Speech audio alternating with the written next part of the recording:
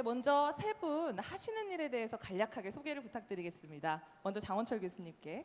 네, 안녕하세요. 유전학을 사랑하고 천문학에 대한 동경이 있었는데 어쩌다 보니 통계학자가 된 장원철입니다.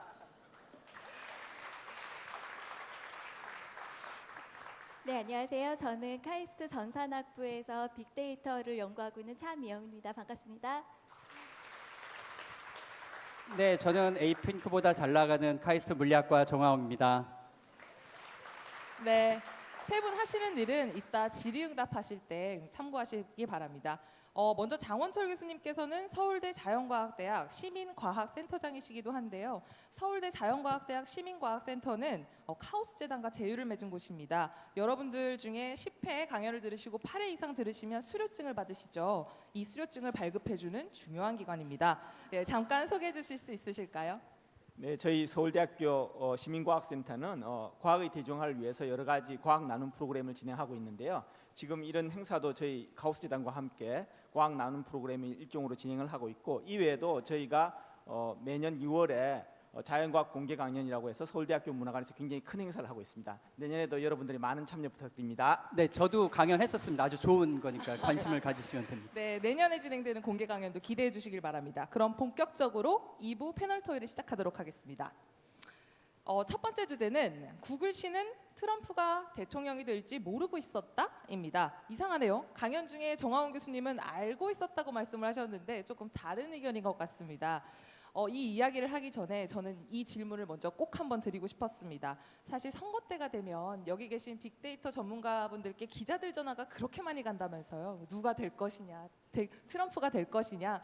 그래서 여기 계신 세 분 교수님도 트럼프를 맞추셨는지, 또 그런 전화가 왔을 때 어떻게 대응하시는지 이런 부분이 궁금합니다. 예, 제가 그 물리학자인 거 믿으시죠? 근데 이상하게 정치부 기자들이 저한테 전화를 합니다. 선거 때마다.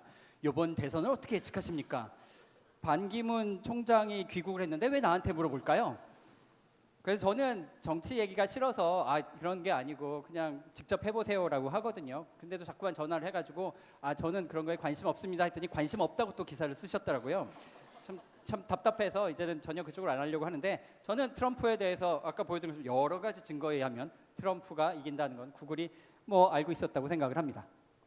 네, 다른 교수님은 어떻게 생각하시나요? 네. 저는 사실 힐러리가 이길 거로 예상을 했었고요. 대부분의 통계학자들은 사실 힐러리가 이길 거라고 예상을 했습니다. 다행히 저한테 전화가 오진 않아서 제가 망신은 안 당했는데, 그런 전화가 만약 온다면 저는 아마 저희 과의 출구조사 전문가인 임요한 교수님한테 아마 번호를 돌릴 것 같습니다.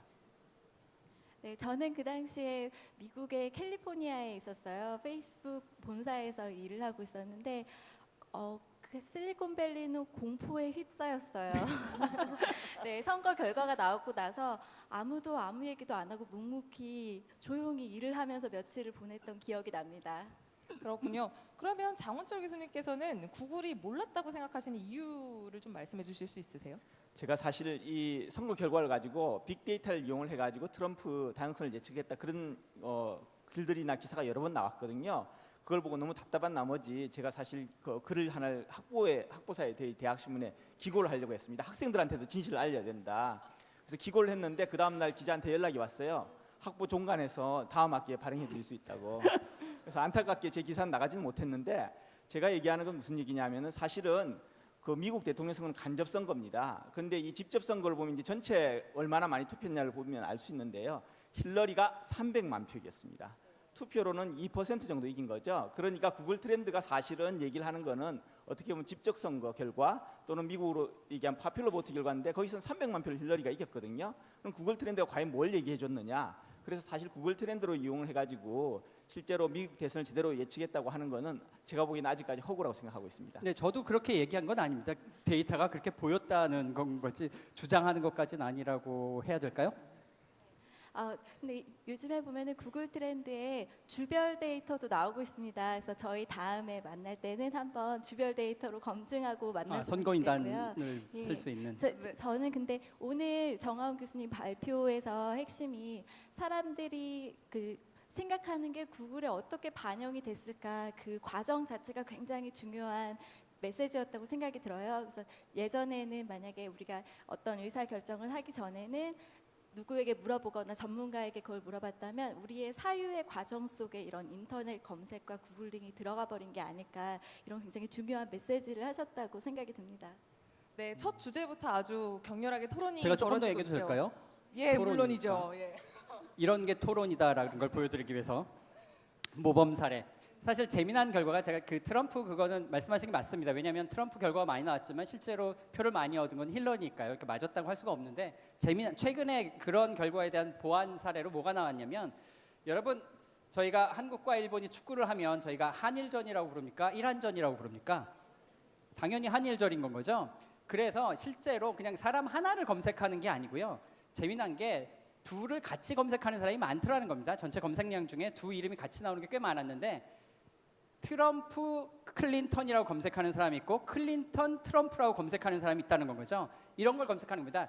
트럼프 클린턴 뭐 정책 비교라든지 트럼프 클린턴 뭐 그 예비 선거 결과라고 했을 때 누가 앞에 나오냐를 보면 누구를 좋아하는지가 몰래 표현이 된다는 건 거죠. 근데 놀랍게도 그걸 비교해 보면 트럼프 클린턴이 클린턴 트럼프보다 조금 많았다는 겁니다. 그 사람들의 성향이라는 게 그거는 사실은 그 정말 알게 모르게 나오는 거기 때문에 아까 말씀 젠더 바이어스처럼 자연스럽게 나오는 거기 때문에 거기서는 뭔가 그게 뭐 맞다 틀리다를 말씀드린 게 아닌 건 거고 점점 더 그렇게 기법이 좋아지면 조금 더 뽑아낼 수 있는 게 있지 않을까라는 걸 말씀드리고 싶습니다. 네. 여러분 아까 첫 스크린 화면에서 보셨을지 모르겠는데 카오스 재단 올해 모토가 2017 질문과 토론의 과학입니다. 아주 잘 되고 있다고 개인적으로 생각합니다. 네, 결국 정리하면 세 분 모두 정확한 정보의 중요성을 이야기를 해주셨는데요. 여기서 코너 속의 코너를 소개합니다. 토의 주제를 준비하다 보니까 딱히 토론거리는 아닌데 짧은 시간 안에 여러분께 소개하면 좋을 과학 주제가 있어서 이런 코너를 마련하게 됐습니다. 바로 3분 과학입니다. 차미영 교수님께서 열어주시죠. 3분 과학 가짜 뉴스. 네, 3분 짜장보다 맛있는 3분 과학을 제가 소개해드리겠습니다. 여러분 이런 메시지 한번 들어보셨어? 선풍기 틀고 자면 죽는다. 아니면 연예인 누가 뭐 사망했다. 혹은 뭐 여러 가지 일들이 있죠. 탄산음료 먹으면 죽는다. 그 연예인 엠마 왓슨은 1년에 한 번씩 죽고 있어요. 트위터에서. 네. 그래서 이렇게 재미있는 이제 만연한 루머 가짜 뉴스들이 있는데요. 때로는 이 루머나 가짜 뉴스가 굉장히 큰 파격을 입히기도 합니다. 미국에서는 한 번은 AP 통신에서 백악관이 폭발해서 오바마 대통령이 다쳤다라는 가짜 트윗이 하나가 있었어요. 이 트윗 하나로 이렇게 굉장히 어마어마하게 주식 시가가 1,360억 원이 순식간에 증발했고요. 물론 다시 올라오기는 했지만 굉장히 큰 이런 파급 효과도 있었습니다. 그렇다면 사람들은 가짜 뉴스를 얼마나 잘 분간할 수 있을까요? 스탠포드에서 한 실험을 토대로 보면은 가짜 뉴스와 진짜 뉴스를 반반씩 섞어놓고 맞춰보라고 하면 만약에 우리가 무작위로 선별하면 50%를 선별할 수 있겠죠. 사람들은 무작위보다 조금 더 좋은 수준인 66%를 맞춘다고 합니다. 굉장히 낮은 수준이에요. 근데 저희 연구들을 요즘 나오는 연구들을 보면은 인공지능은 사람보다 더 잘하게 80% 혹은 90%까지도 맞출 수 있다고 합니다. 그래서 어떻게 보면은 인간의 영역이라고 생각했던 정보의 진입 판명이 바로 인공지능이 더 잘할 수 있는 거죠. 그리고 제가 세 가지 원리를 알려드릴게요. 자, 첫 번째 원리는 가짜 뉴스는 퍼질 때 시간이 지나도 계속해서 올라옵니다. 일반 정보는 뉴스 사이클이라는 게 있어서 24시간이 지나면 사그러들고 사람들이 관심을 안 가지는데 가짜 뉴스는 계속 올라와요. 두 번째 정보는 바로 구조적인 패턴입니다. 오른편은 일반 정보가 나가는 표현이고 점들이 사람이고 연결선들이 이제 선으로 표현이 되는데요. 왼쪽에는 가짜 뉴스는 굉장히 점 조직처럼 연결되지 않고 퍼지는 걸 볼 수가 있습니다. 이런 거는 전체 빅데이터가 있다면 볼 수 있지만 개개인은 메시지 하나만 보기 때문에 우리 개개인의 눈에는 전혀 보일 수 없는 그런 패턴이 되겠죠. 마지막 패턴은 바로 언어적인 패턴인데요. 내가 어디서 들었는데 혹은 누가 그러는데 하고 불명확한 어떤 원인 제공을 하는 소스를 언급하면서 퍼지는 경향이 있었습니다. 이렇게 세 가지를 판단하시면 앞으로 가짜뉴스 같은 패턴을 보시고 이건 가짜일 수도 있겠구나 하고 한번 진위 판명을 해보시면 좋겠습니다. 네, 고맙습니다. 차미영 교수님. 네. 네. 네, 가짜 뉴스에 대해서 듣고 보니까 굉장히 비슷한 개념도 많았던 것 같은데요. 정보가 부풀려지거나 가짜 정보를 계속 취하는 걸 다른 용어로 뭐라고 하죠, 교수님? 저한테 왜 그러세요? 제가 도와드릴까요?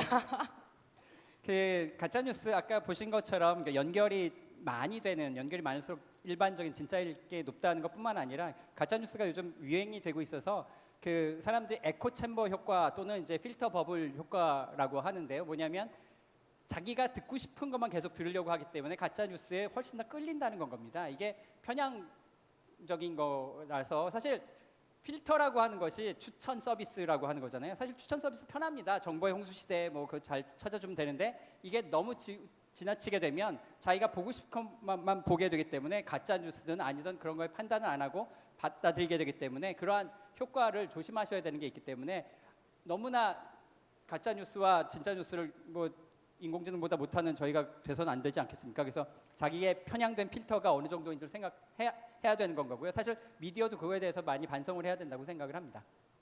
네, 알겠습니다. 그럼 그렇게 잘못된 정보들이 계속 양산되는 이유는 뭘까요? 세 분 교수님께 같이 여쭙습니다. 먼저 차미운 교수님 말씀해 주시겠어요? 이번에 미국 대선의 경우에는요, 가장 많이 사람들이 클릭한 정보가 진짜 뉴스가 아니라 가짜 뉴스였어요. 대표적으로는 교황이 트럼프를 지지했다라고 교황과 트럼프 사진이 나오고 뉴스같이 굉장히 만들어져 있었는데 그게 사실은 진짜 언론이 만든 게 아니고 어떤 그 구유고슬라비아에 있는 어떤 인터넷 업체에서 가짜로 생성해낸 거였어요. 왜 그랬나요? 거기는 이제 찾아갔어요. 미국의 언론사에서 찾아가서 인터뷰를 해봤더니 우리 직장도 없고 이제 어떻게 돈을 벌어야 돈 벌려고? 되는데 사람들이 클릭을 많이 하는 여러 가지 정보들을 생성하다 보니까 트럼프를 옹호하고 힐러리를 비난할 때 클릭이 가장 많이 받았다고 합니다. 그래서 자꾸 자극적인 걸 똑똑하네요. 만들다 보니 그렇게 됐다라고 이제 토로를 했습니다.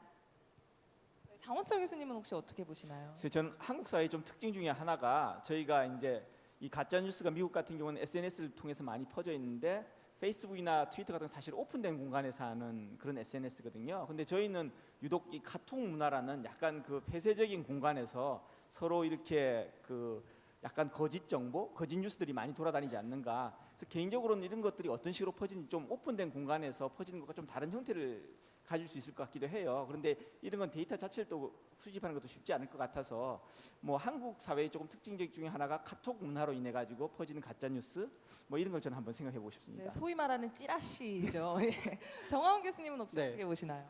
사실 그 아까 말씀드린 거의 일환인데요. 그 카톡의 친구들이 같은 성향끼의 사람들이 있기 때문에 확증 편향이라는 효과가 있어서 계속 그쪽으로 몰려가는 거기 때문에 페이스북에서도 아마 실험을 했다라고 하고 요즘 몇몇 언론사에서는 이제 빨간 뉴스, 파란 뉴스 뭐 이렇게 같이 보여주기도 하고요. 그 다음에 가디언 같은 그 잡지에서는 실제로 일부러 반대되는 거를 추천해서 하는 서비스까지 한다라고 합니다. 그러니까 자기가 노력하지 않으면 사실 너무나 갇히기 쉬운 거기 때문에 특히나 카톡 별로 저는 믿을 게 없다라고 생각을 하거든요. 대부분의 것들은 말씀하신 것처럼 우리가 그거 하나만 봐가지고는 알기가 어렵기 때문에 자기가 자기 기준이 확실하지 않으면 쉽게 속기 쉬우므로 조금 아까 3분 과학을 잘 보시고 열심히 판단을 하시면 좋을 것 같습니다.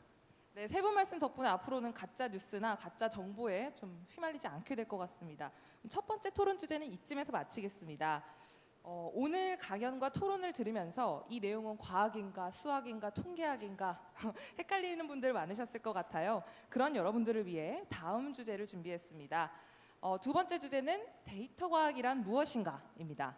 먼저 정하운 교수님, 빅데이터와 데이터 과학은 다른 건가요? 네, 제가 제목에서 지우고 말씀드린 것처럼 빅데이터란 말은 너무나 이상하게 쓰이고 있습니다. 예를 들어서 빅데이터를 한다라고 하는 거는 뭔가 문법적으로도 안 맞는 말이거든요. 데이터 과학을 하는 거지 빅데이터를 하는 게 아니기 때문에 이게 빅데이터 하다 보니까 너무 이상하게 되는 건데요. 사실 빅데이터가 새로운 게 아니고 과학하는 사람들은 옛날부터 데이터를 다뤘습니다. 실험에서 나온 데이터를 다뤘고 하기 때문에 실험 많이 하는 사람들은 데이터가 많으니까 그걸 빅데이터라고 할 수 있는 건 거고요. 그래서 새로운 건 아닌데 이상하게 지금 호도되고 있는 거라서 저는 데이터 과학이란 말이 좀 더 좋다고 생각을 하고요. 과학을 하는 사람들은 다 데이터 과학을 한다고 생각하고요. 더더군다나 저는 물리학과이기 때문에 물리는 세상 만물에 이치기 때문에 모든 걸 다 잘할 수 있는 만능이라고 생각을 해서 데이터 과학은 물리 거다라고 저는 생각을 하고 싶습니다. 동의하시죠? 네, 네, 팬클럽 한 명 확보. 네. 네, 그럼 다른 교수님께 한번 여쭤보겠습니다. 데이터 과학은 물리학인가요? 과학인가요? 여기 네. 뭐 통계학과 교수님도 계시고 전산학부 교수님도 계시고 심지어 요즘은 TV를 틀면 사회학 하시는 분이 내가 빅데이터 전문가다 이렇게 하시기도 하거든요. 네, 물리학에서 다루는 데이터 과학과 통계학 그리고 다른 학문에서 다루는 데이터 과학은 어떤 면에서 다른 건가요, 교수님? 빅데이터가 워낙 방대하고 실시간으로 계속 나오고 굉장히 다양한 데이터를 통합해야 되는 챌린징한 어려운 데이터입니다. 그래서 기존에 있던 어떤 저장 장치라든지 그걸 계산하는 방법 가지고는 다룰 수가 없어요. 그래서 전산에서 만들어내는 인프라, 알고리즘, 툴 이런 분석 방법론이 없다면 분석할 수 없는 게 바로 빅데이터입니다. 그래서 전산은 빅데이터를 하시려는 분들은 여러 가지 분야를 같이 하실 수 있지만 반드시 알고 있어야 되는 중요한 학문입니다. 교수님은 한 말씀 안 하시나요? 제가 사실 그 리허설 할 때 순서 가지고 서로 기싸움을 했거든요.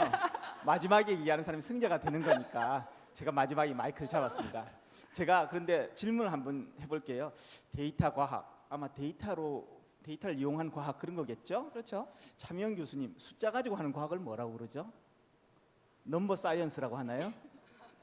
수학이라고 그러죠? 데이터로 하는 과학은 통계학이라는 이름이 있어요. 네, 그렇죠.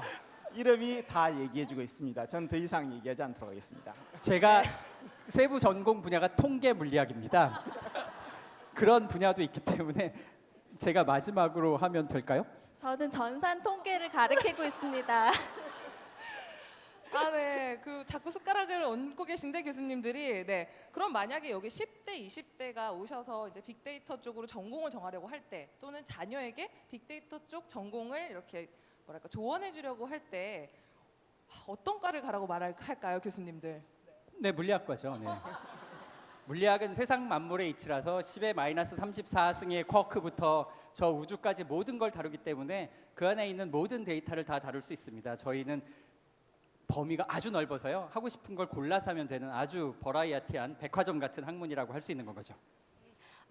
저는 처음에 페이스북 데이터 사이언스 팀에 갔는데 세계 최고의 이제 데이터 과학자들이 모여 있는 곳인데 거기에는 전산을 한 사람만 있는 게 아니고 사회학, 심리학 배경, 그다음에 경제학 배경도 있고 수학자, 통계학자, 물리학자가 다 같이 있었어요. 그런데 그분들은 자기 분야를 굉장히 잘 알고 남의 분야도 기웃기웃하면서 다방면에 관심을 가지신 분들이 있었습니다. 네, 그 제가 아까 맨 처음에 마지막인데? 소개를 할 때 제가 그 액시던트리 스태티스티션이 됐다는 그 얘기를 했었는데 원래 제가 중학교 때 꿈이 그 유전공학자였거든요. 그때 이제 유전학이 굉장히 이제 뉴스에도 많이 나오고 관심이 있었습니다. 그다음에 고등학교 들어갈 때 칼색인 코스모스 읽고 천문학자가 되겠다고 생각했어요. 근데 하다 보니 통계학자가 됐는데 다 할 수 있더라고요. 그래서 이제 뭘 공부를 해야 되는지 고민하시면은 통계학으로 오면 다 할 수 있습니다. 네, 저는 제가 전자공학을 전공했는데 저희 과에서도 데이터 과학을 하거든요. 예. 참고해 주시기 바랍니다. 네, 그럼 데이터에서 어떤 학문이 최고인지는 여러분들 각자 적성에 맞춰서 생각을 해주시고요. 오늘 데이터를 제대로 분석하는 방법에 대해서 이야기를 나눴고 또 데이터를 다루는 학문 간의 미묘한 차이에 대해서도 얘기를 해봤습니다. 그런데 같은 데이터를 완전히 다르게 계산하는 사례가 있다고 합니다. 특히 집회에서 이런 일이 자주 발생하죠. 여러분 혹시 기억하시나요? 주최 측은 100만 명을 또 경찰 측은 26만 명을 추산했던 집회. 네, 바로 촛불 집회입니다. 지난해 11월 12일 촛불 집회 때 경찰 측 추산 인원과 주최 측 추산 인원이 4배가량 차이가 났습니다. 이런 차이는 왜 발생했으며 어떻게 하면 비교적 정확하게 추산 인원을 정할 수 있을지 그럼 여기서 장원철 교수님의 3분 과학을 들어보겠습니다. 3분 과학 촛불 집회 인원 추산입니다. 네, 제가 오늘 말씀드린 3분 과학 역시 3분 짜장과 비슷하게 맛있길 바라면서요. 촛불 집회 참가 인원 계산법인데 제 생각에 제목을 조금 더 바꿨어야 됐을 것 같아요. 먼저 제가 지난주에 지금 생각이 난 건데 홍준표 대표한테 전화를 했어야 되지 않는가. 10만 명이냐 거기에 대해서 굉장히 궁금한 게 많으셨던 것 같은데 저한테 의뢰를 하셨으면 제가 명쾌히 답을 드렸을 텐데 참 안타깝습니다. 촛불 집회는 사실 이제 경찰 측 추산 인원하고 그 다음에 사실은 이제 그 주최 측 이제 추산 인원하고 차이가 많죠. 근데 가장 큰 차이는 뭐냐면은 경찰은 순간 참석 최대 인원을 얘기를 하는 거고 주최 측은 그날 그 집회에 잠시라도 머물렀던 사람, 순간적으로 참석을 조금이라도 했던 사람 연 인원을 얘기를 하기 때문에 거기서 참 차이가 많이 나는 겁니다. 순간 인원을 사실은 이제 추정하는 방법은 여러 가지 방법들이 나와 있고요. 실제로 작년에 촛불 집회 같은 경우에서는 서울대학교 박인규 교수님이 그 촛불을 카운트하는 프로그램을 이제 그 개발하셔가지고 그걸 이용해서 순간 인원 추정 같은 것도 하셨고요. 근데 정말 어려웠던 거는 연 참석 인원이었거든요. 아침부터 오셨다가 일찍 가시는 분도 있고 저녁에 잠깐 오시는 분도 있고 그런 분들을 어떻게 전부 다 카운트할 수 있을까? 그래서 사실은 성균관대학교 원북록 교수님이 유체역학을 이용해서 그걸 이제 추정하는 방법을 했었는데 그 방법이 제가 보기에 조금 만족스럽지 않았어요. 그래서 이제 제가 거기에 이제 좀 관심을 가지고 저희가 임요한 교수님이랑 같이 이 촛불 집회 연 참석 인원 이런 대규모 군중 집회, 그러니까 트럼프 같은 경우에도 자기 이제 취임식에 몇 명이 왔냐 가지고 사실 이제 언론과 입씨름을 했었거든요. 그래서 아까 홍준표 대표 얘기도 나왔지만은 이런 식으로 모든 이제 어떤 대규모 집회에 있어서 참석 인원 이걸 가지고 사람들이 궁금해하고 있습니다. 그래서 이제 제가 얼마 전에 마치 포 사이언스라는 사실은 이게 이제 전 세계적으로 열린 그 과학자들의 대중 집회입니다. 그게 이제 한국에서 4월 20일 날 열렸고요. 혹시 제 옷을 자세히 보시면 제가 오늘 그때 입었던 티셔츠를 입고 왔습니다. 네. 그래서 이 지금 여기 화면에 보시는 사진이 그날 이제 마치 포 사이언스에 참가한 이제 저희 그 과학자들 사진을 찍은 거고요. 이 집회를 이제 제가 대상으로 어떻게 하면은 이 집회 참석 연참석 인원을 가지고 추정을 할 수 있을까 그걸 한번 실험을 해봤습니다. 먼저 제 아이디어를 간단히 설명을 하자면요. 여러분 보시는데 이 사진 밑에 두 가지 그림이 있습니다. 왼쪽에 보면 아주 선을 길게 여러 개 쭉 그어놓은 게 있고요. 오른쪽에 보면 점을 여러 개 찍혀 있는데 기본적인 아이디어는 이겁니다.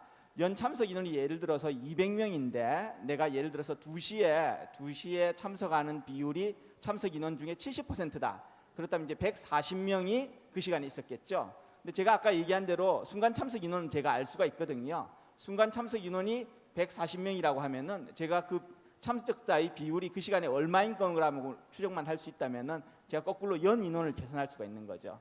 그래서 연 참석 인원을 계산하기 위해서는 특정 시간에 참석하는 집회 군중의 비율 그리고 그 시간에 얼마나 많이 모였느냐 그 두 개를 알면 되는 거거든요. 그래서 그 특정 시간에 얼마나 많이 모였냐 하는 거는 아까 얘기한 대로 박인규 교수님의 촛불 카운트하는 프로그램도 있고 위성 사진을 이용하는 것도 있고 여러 가지 방법들이 있습니다. 그래서 저는 아까 얘기한 대로 그 비율을 이제 추정하는데 목표를 두었는데요. 그렇게 하기 위해서 일단 제가 참석자들한테 설문조사를 통해 가지고 참석 시간을 조사를 했어요. 저는 다 한 건 아니고 일부를 뽑아서 했는데 저기 왼쪽 그림을 보시면은 이제 그 시작하는 점이 뭐냐면 참석하는 시간입니다. 그래서 이제 일찍 오신 분이 있었는데 굉장히 늦게까지 참석하셨죠. 보시면은 여기서 이제 9시부터 참석했어서 거의 행사 끝나는 한 5시까지 가신 분이 있고요. 여기 이제 참석하는 순서들은 아주 늦게 참석하시고 잠깐만 있다 가신 분들도 있습니다. 요걸 이용을 해가지고 제가 이제 한 게 뭐냐면은 그 다음에 옆에 있는 오른쪽 그림에 제가 보기가 좀 힘드네요. 제 뒤통수에 보이는 그림에서 이제 그 X축에 나오는 게 뭐냐면 참가한 시간대, Y축은 얼마나 오랫동안 참석을 했느냐 그걸 나타낸 거거든요. 그 데이터 자료를 그러니까 왼쪽에 있는 그림을 오른쪽에 있는 그림으로 바꿔 놓을 수 있고 그걸 통해서 이제 통계적인 기법인 그 확률 밀도 함수 추정이라는 걸 이용을 해서 그 비율을 추정을 할 수 있습니다. 그 비율을 추정을 한 결과 저희가 이 마치 포 사이언스 저희 한국 집회 참석한 인원이 340명 정도 나오더라고요. 그래서 예상보다는 좀 적었는데 어쨌든 저희가 여러 가지 컴퓨터 시뮬레이션은 그런 결과를 통해서도 한 거라서 비교적 정확한 추정치가 아닐까 그렇게 생각하고 있습니다. 앞으로 좀 이렇게 대규모 군중 집회에서도 한번 시도해볼 예정이고요.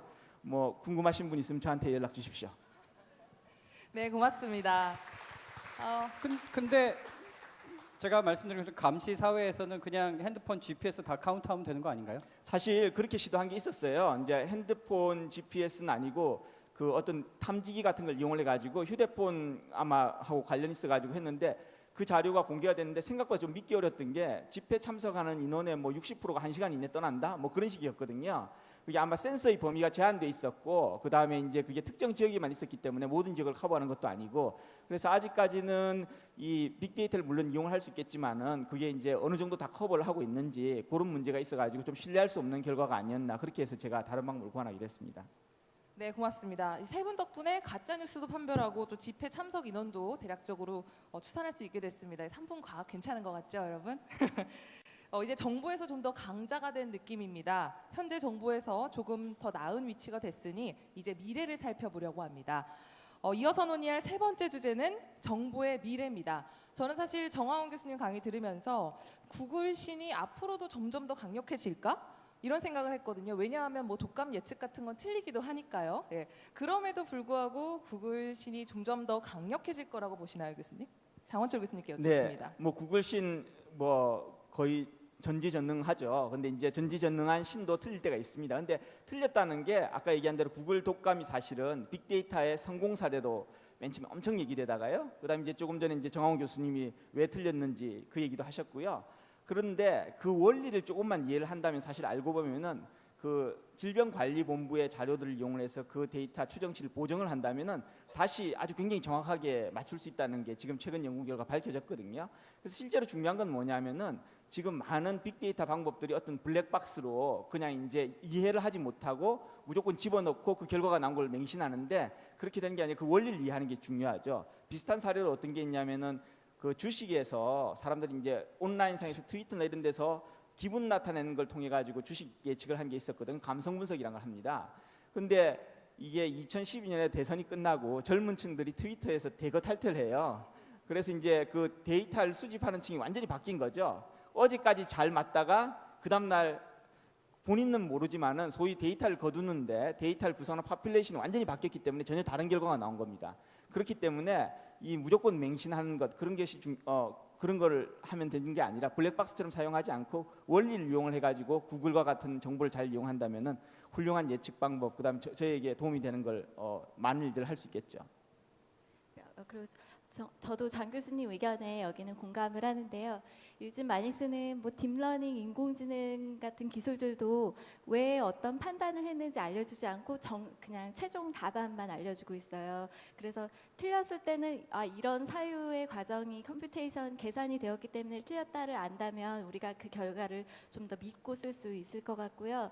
예를 들면 구글신은 더 강력해지겠지만 구글신이 현재 트럼프가 이길 것 같다고 나온다고 해서 선거를 나는 안 하겠다 이렇게 될 수도 있잖아요. 그러니까 구글신의 우리의 어떤 일상의 중요한 결정들, 뭐 선거라든지 주식 투자라든지 이런 걸 대체해주기에는 아직은 조금 이르지 않은가 싶습니다. 구글신을 이렇게 함부로 평가하시면 안 되는데요. 물론 타당한 말씀을 해주셨고요. 근데 이제 제가 보는 포인트는 미래적인 관점에서 보면 구글은 점점 더 많은 데이터를 가질 겁니다. 그렇기 때문에 점점 더 많은 데이터가 어떤 일을 할 거냐라고나 우리가 상상을 못할 수도 있거든요. 사실 구글이 무서운 게 말씀드린 것처럼 여러분들의 검색 데이터뿐만 아니라 얼마 전에 이제 네스트라고 하는 온도 조절, 뭐 집에 보일러 온도 조절하는 그런 그 업체를 인수하고 그러거든요. 그리고 뭐 요즘 자율주행 자동차도 많이 하잖아요. 그거를 잘 바꿔서 생각을 해보시면 이건 뭐 구글의 생각은 아니고 제가 보는 입장인데요. 구글은 온라인 데이터를 계속 모으고 있고요. 이제는 오프라인 데이터에 관심이 있는 겁니다. 바깥의 데이터까지 보고 싶은 거, 실제를 보고 싶은 겁니다. 이제 온라인은 할 만큼 다 했고 오프라인 데이터까지 하기 위해서 여러 가지 스타트업들을 사들이면서 나가고 있는 거기 때문에 아마도 온라인과 오프라인을 전부 다 뭐 잡아먹는다는 표현은 이상하지만 어쨌든 지배하려고 하는 뭔가 데이터에 대한 욕구가 어마어마하기 때문에 계속 점점 더 어떤 의미에서 강력해지지 않을까라는 생각이 듭니다. 네, 그럼 구글이 계속 그렇게 강력해지면 어떻게 보면 개발도상국들한테는 좀 유리한 게 아닐까요? 아무래도 정보가 좀 평등해지니까요. 어떻게 보시나요, 교수님? 네, 이제는 누구든지 빅데이터를 수집할 수 있고 그다음에 분석하는 툴들도 무료로 가져다 쓸 수가 있어요. 그러면 마치 개발도상국도 금방 선진국을 따라잡을 수 있지 않을까 하는 생각을 들게 하곤 합니다. 근데 제가 자료를 하나 준비해 왔는데요. 예, 여기 자료를 보시면 전 세계에서 인터넷을 쓰는 인구는 아직 50%에 불과하다고 합니다. 그러니까 개발도상국에 있는 인구는 대부분 인터넷을 아직 쓰지 않고 있다는 것이죠.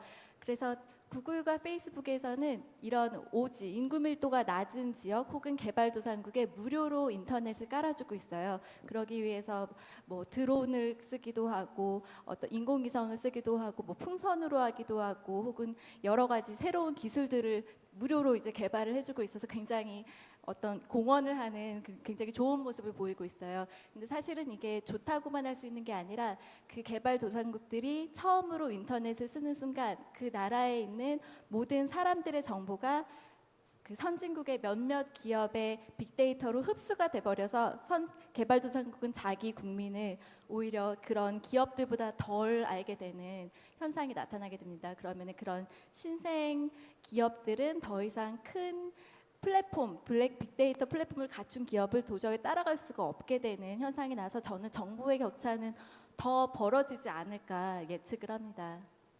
방금 정보의 격차라는 굉장히 중요한 말씀을 해주셨는데 혹시 여기에 대해서 또 생각 있으신 교수님이 계실까요? 네, 사실 그 정보의 격차는 되게 중요한데요. 사실 어떤 책에서 표현하기를 이렇게 합니다. 구글이나 페이스북에 엄청난 정보를 가지고 있잖아요. 사실 구글이나 페이스북한테요, 여러분들은 고객이 아닙니다. 여러분들은 노동자입니다. 여러분들은 데이터를 만드는 노동자입니다. 그러니까 어떻게 보면 새로운 봉건 시대 같은 거라서 구글이라는 지주가 있고요. 여러분은 소장농인 겁니다. 여러분은 계속 데이터를 만들어서 구글에 주고 있는 건 거죠. 사실 생각해 보시면 여러분들은 데이터 생산자거든요. 근데 사실 그 가치를 저희가 정확하게 인정받고 있지 못하는 겁니다. 이게 잘 생각해 보시면 내가 만든 데이터를 구글이 훨씬 더 다 쓰고 저희는 그 개인정보 하는데 뭐 5,000원짜리 쿠폰 준다고 자기 이름 주민등록번호 다 써서 내거든요. 훨씬 비싼 거거든요. 그러시면 안 되는 건 겁니다. 저희가 저희의 권리를 찾아야 되는 건 거고 그런 우리가 운동을 하지 않는다면 이게 점점 더 격화가 심화되는 건 거기 때문에 그런 거에 대한 사고를 하고 훨씬 더 디스커션을 통해서 뭐 데이터 협동조합을 만들든 해가지고 저희의 권리를 저희가 주장해야 된다고 생각을 합니다. 그러고 보니 저도 얼마 전에 그 3D 이모티콘을 카톡에서 받는다고 카카오뱅크를 열었던 것 같습니다.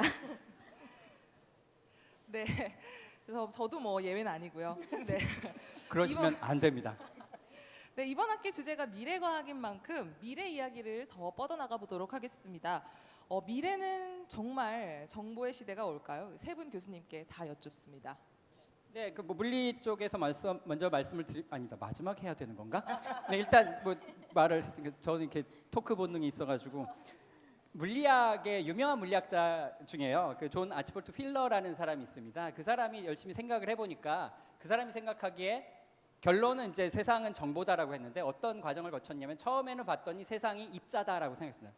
세상은 알갱이로 되어 있다라고 했는데 열심히 물리를 공부하다 보니까 아니다. 입자는 필드다. 뭐 중력장, 전기장처럼 필드 같은 것으로 되어 있다라고 하다가 조금 더 공부를 해보니까 아니구나. 세상은 정보구나라고 하면서 결론을 맺거든요. 그게 거짓말이 아닌 게 요즘 현대물리학이라고 하는 양자역학과 그다음에 제가 했었던 복잡계나 그 비평형 통계역학이라고 하는 곳에서 모든 것을 계산을 해보면 결국 마지막에 그 중요한 위치를 차지하는 건 정보라는 거죠. 여러분 뭐 엔트로피나 뭐 그런 거 말씀 들어보셨을 것 같은데 그 정보라는 게 결국은 세상을 이루고 있는 무엇이 아닌가라고 해서 세상은 정보기 때문에 정보 시대가 점점 세질 것은 당연하다고 생각합니다. 물리에 의해서.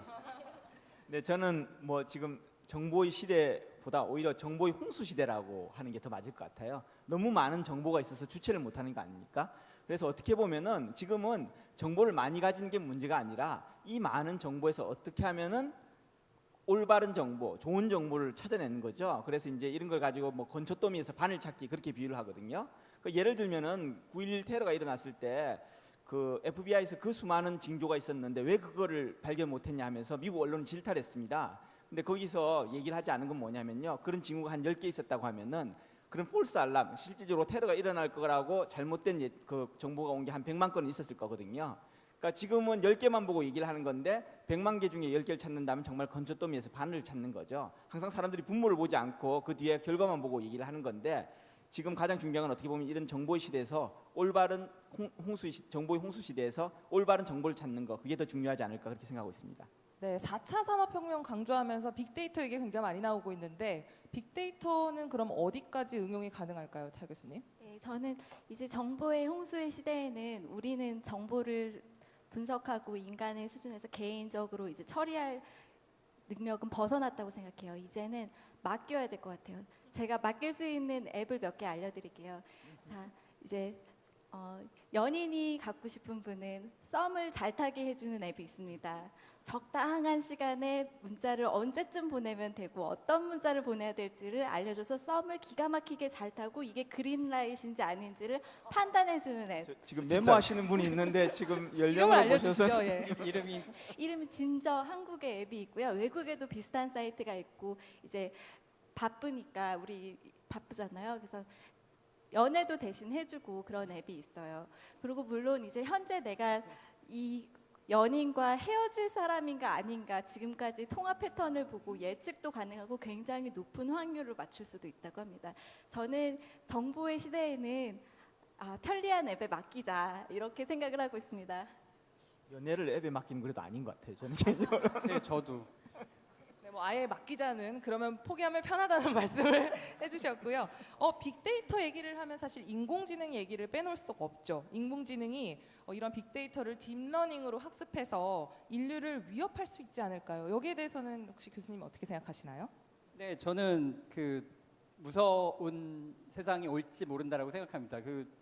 이 IT의 발전 속도와 딥러닝, 뭐 인공지능이나 데이터의 발전 속도를 생각해 보면 정말 어마어마한 일이 벌어질 거기 때문에 뭐 꼭 위협인지 모르겠지만 두려워해야 되는 상황은 맞다라고 생각합니다. 저는 무섭습니다. 글쎄요, 저는 아직 거기에 대해서는 좀 다른 의견을 가지고 있는데요. 그러니까 예를 들어서 지금 알파고 같은 경우 사실 뭐 엄청난 쇼크를 저희 사회에 주지 않았습니까? 근데 알파고가 사실은 바둑을 이해하는 게 아니라 바둑을 두면서 이제 여러 가지 조건부 확률이라는 걸 이용을 해가지고 그 수를 계산을 하는 건데 인간처럼 생각하는 게 아니거든요. 비슷한 예로 이제 구글 번역기를 보면은 지금은 얼마 전에 이제 업데이트해서 굉장히 좋아졌는데 얼마 전까지 옛날에 백조 한 마리가 살았습니다. 이걸 영어로 번역하라고 하면요, 1 빌리언 원이라고 번역을 했습니다. 백조를 가지고 이제 숫자로 바꾸는 거죠. 근데 그거를 일본어로 바꾸고 일본어를 영어로 바꾸면은 정확히 번역해 줍니다. 그게 왜 그러냐면 데이터가 많이 쌓여서 그렇거든요. 번역을 할 때 인간처럼 생각해서 번역하는 게 아니라 이 단어로 이루어진 가장 적합한, 그러니까 사람들이 말할 것 같은 단어를 이제 문장을 만드는 건데 한국어, 일본어 사이 1대1로 바꾼 다음에 이제 데이터가 많이 축적이 됐으니까 정확히 하고 일본어와 영어도 똑같이 그렇게 할 수 있는데 인간이 생각한다면 그럴 수가 없는 거죠. 인간은 사실 어떻게 하나의 언어를 더 거쳐서 더 정확하게 번역을 합니까? 그러니까 이런 게 데이터를 바탕으로 조건부 확률로 이제 문장을 구성해서 그러니까 이런 걸 약 인공지능이라고 하거든요. 그래서 이런 지금 대부분의 지금 아직까지 인공지능 이런 약 인공지능이고 데이터를 기반으로 해가지고 만들고 인간처럼 사고하는 게 아니기 때문에 제가 생각에는 아직까지는 뭐 그렇게 우려할 만한 수준은 아니다 그렇게 생각하고 있습니다. 인간처럼 사고하는 인공지능이 자꾸 나오고 있어요. 이제 얼마 전에 스페인 말라가 대학에서는 아름다운 음악을 작곡하는 인공지능을 만들었고 그렇게 해서 작곡된 교향곡이 런던 심포니와 같이 협연을 했습니다. 그런데 그 음악을 모르고 들으면 런던 심포니가 하니까 와 좋다 이렇게 듣는데 이게 인공지능이 작곡한 거야 하는 순간 음침하다, 뭐 듣기 흉하다 이런 평을 이제 사람들이 소스를 모르고 할 때랑 알고 할 때랑 다르게 한다고 해요. 근데 저는 인공지능이 이미 인간의 영역을 막 넘어오고 있다고 생각을 하고 있고 그게 굉장히 좋은 기회도 있지만 사실 조심해야 되는 일이라고도 생각을 해요. 왜냐하면 저작권 같은 걸 보면 인공지능이 작곡한 음악과 시와 소설은 우리가 저작권을 부여를 해야 될까요? 안 해야 될까요?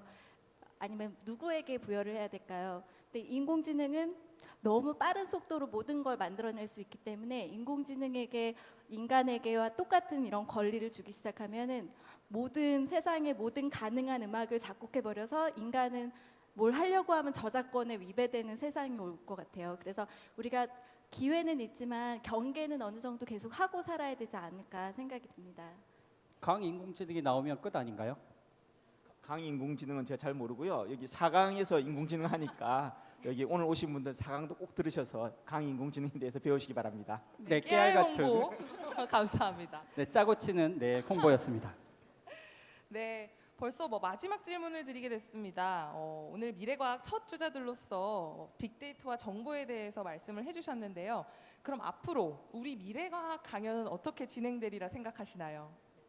네, 제가 처음 말씀드리면서 원래 처음에 중요한 사람이 나온다고 했는데요. 사실 저는 그 미래과학 강연자의 에이스가 아닙니다. 그 무한도전에서 쓰는 말인데 알아두셨으면 좋겠는데요. 아시나요? 유재석이 잘 쓰는 표현입니다. 저는 에이스가 아닙니다. 뒤에 훨씬 더 많은 좋은 분들이 강연자가 라인업 돼 있으니까요. 다음에 보나마나 성공적이라고 생각하고요. 많이 와주셨으면 감사하겠습니다. 네, 차미연 교수님도 말씀 부탁드립니다. 네, 앞으로도 이렇게 굉장히 눈 초롱초롱하게 들으시는 많은 분들이 오신 것처럼 이런 분야는 더 많은 관심을 받고 생활에 이렇게 잘 스며들지 않을까 생각이 됩니다. 네, 장 교수님은 어떻게 생각하시나요? 뭐 미래를 잘 예측하고 있다면 제가 아마 이 자리에 없었겠죠. 아마 하와이에서 지금 뭐 이렇게 누워 있다든지 뭐 그러면서 아주 일찍 은퇴해서 한가로운 삶을 살고 있을 것 같은데, 그러니까 여러분들이 생각하기에 전문가란 사람들요, 알고 보면 별거 없습니다. 네. 수업 시간이나 강연에서는 열심히 얘기하는데 그 바쁠 때 되면은 그 길거리 무단 횡단하거든요. 굉장히 위험한 거 알고 있지만은, 그렇기 때문에 또 수업 시간에서나 강연에서 얘기하는 것과 또 실제는 좀 다른 것 같아요. 그렇지만 여러분들은 여기서 배운 경험을 토대로 해서 실생활에서 잘 적용할 수 있길 바랍니다. 네, 다음 강연들도 많이 기대해 주시길 바랍니다.